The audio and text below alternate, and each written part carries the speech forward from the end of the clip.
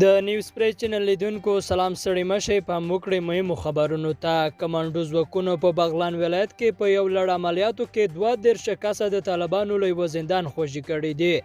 د ملي دفاع وزارت چارواکو رسنیو ته ویلي چې کمانډو ځواکونو تېره شپه په بغلان ولایت کې د طالبانو یو زندان مات کړی دی او له دغه زندانه یې شاوخوا 32 کسه راخوشي کړي دي.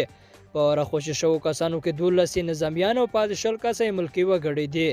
ملي دفاع وزارت همداراز وایي چې په دې عملیاتو کې 3 طالب وسلوال هم له وسلو او مهماتو سره یو ځای نیولي دي. بلخوا په ننګرهار کې په 2 بیلو امنیتي پیښو کې 15 کسانو ته مرګ ژوبله اوښتې ده.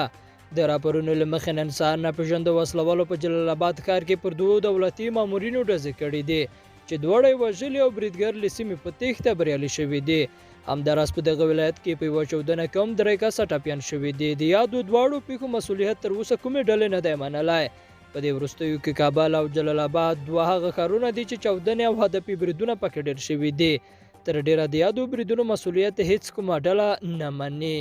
او وروستی لاند خبر ده چې د امریکا د بهرنیو چارو وزیر وایي زلمی خلیلزاد به د افغان صلح حیاتي مسله حل کړي.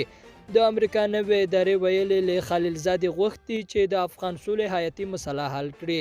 د امریکا د بهرنیو چارو وزیر انتونیو بلینکن په تازه څرګندونو کې تایید کړی چې د خلیلزاد د کار موده یې غځولې ده. نوموړي همداراز په خپلو خبرو کې د افغانستان د صلح مسله حیاتي بللې ده او پر خلیلزاد یې غږ کړی دی چې دغه حیاتي مسله ژر تر ژره حل کړي.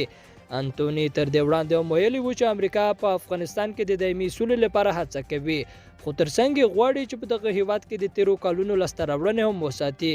نوموړي دغه راز ویلي و چې د سرتیرو ایستل به یې په افغانستان کې په روانو شرایطو پورې تړلې وي. لیدونکو له ملتیا مننه، ښې چارې.